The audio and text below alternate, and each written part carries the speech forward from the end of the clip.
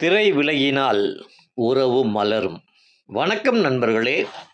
இன்னைக்கு காலையில் நான் செய்தித்தாள் படிச்சுக்கிட்டு இருந்தேன். அதில் ஒரு விஷயம் அதிர்ச்சியாக இருந்தது.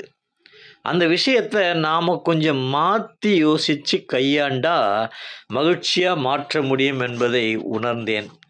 அன்றாடம் நம் வீடுகளில் நடக்கும் விஷயந்தான். அது என்ன என்று பேசுவோமா? வாங்க பதிவுக்குள்ளே போகலாம். நாம் இரவு நேரங்களில் வீடுகளில் சாப்பிட உட்கார்ந்தோம்னா கையில் தட்டு இருக்கோ இல்லையோ கண்டிப்பாக ஸ்மார்ட் ஃபோன் இருக்கும். ஆனால் இந்த ஒரு சின்ன ஃபோனு நமக்கும் நம்ம உறவுகளான குழந்தைகளுக்கும் இடையில் எவ்வளோ பெரிய சுவரை எழுப்புதுன்னு உங்களுக்கு தெரியுமா?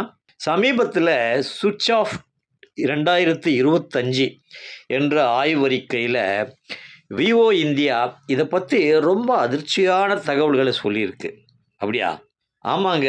இந்த ஆய்வின்படி 72% பெற்றோர் சாப்பிடும்போது ஃபோன் பயன்படுத்துறது உரையாடலுக்கு பெரிய தடையாக இருக்குன்னு ஒத்துக்கிட்டு இருக்காங்களாம். இதில் ஆச்சரியமான விஷயம் என்னென்னா 30% குழந்தைகளும் இதையத்தான் சொல்கிறாங்களாம். அதை விட கவலையான விஷயம் ஒன்று இருக்குது. அது என்ன?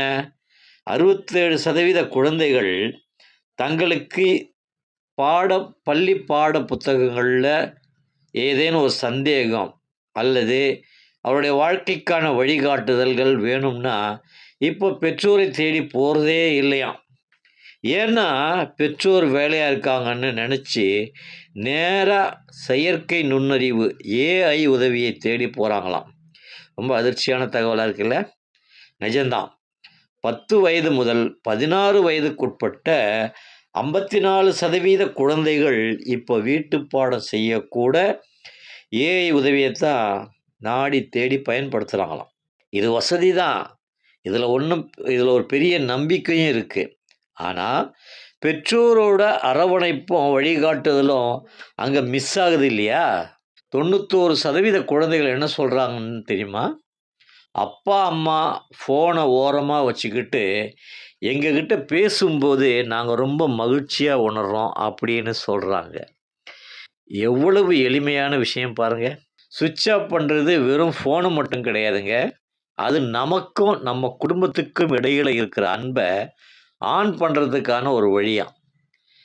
இது குறித்து விவோ இந்தியா சொல்லும் சில எளிய வழிமுறைகள் என்னென்னா, இரவு நேரத்தில் ஃபோனை தூக்கி ஓர வச்சுட்டு அதுலேயும் குறிப்பாக டைனிங் டேபிளில் எல்லாரும் உட்காந்து ஒன்றா சாப்பிட்ற அந்த நேரத்தில் அன்னைக்கு ஒரு நாள் எப்படி போச்சுன்னு குழந்தைகள்கிட்ட பேசுங்க. வீட்டு பாடம் செய்யும்போது ஏஐக்கு முன்னாடி நீங்கள் அங்கே போய் நில்லுங்க. அவங்களுடைய சந்தேகங்களை கேட்டு தெரிஞ்சுக்குங்க. அவங்க உங்ககிட்ட என்ன எதிர்பார்க்குறாங்களோ அதை நீங்கள் கொடுங்க உங்கள் குழந்தைகளுக்கு. தொழில்நுட்பம் நம்ம வாழ்க்கையை சுலபமாக்கத்தான் செய்யும். ஆனாலும் அதுவே வாழ்க்கையாக மாறிடவும் கூடாது. அதனால் இன்னைக்கு ராத்திரி சாப்பிட உட்காரும்போது உங்கள் செல்ஃபோனை சுவிட்ச் ஆஃப் செஞ்சு பாருங்கள். உங்கள் குழந்தையோட முகம் எவ்வளோ பிரகாசமாக மாறுதுன்னு தெரியும். இது கொஞ்சம் கஷ்டமான காரியம்தான். ஏன்னா எல்லாரும் செல்ஃபோனோடவே வாழ்க்கை நடத்திட்டு இருக்கோம். கொஞ்ச நேரம் செல்ஃபோனை சுவிட்ச் ஆஃப் பண்ணிட்டா அந்த மாயத்திரை விலகி போச்சுன்னா உறவுகள் மலரும். மலர்களைப் போல மலர்ந்து மனம் வீசும். இந்த பதிவு உங்களுக்கு பிடித்திருந்தால் உங்கள் நண்பர்களுக்கு ஷேர் பண்ணுங்கள், கமெண்ட் பண்ணுங்கள், சப்ஸ்கிரைப் பண்ணுங்கள்.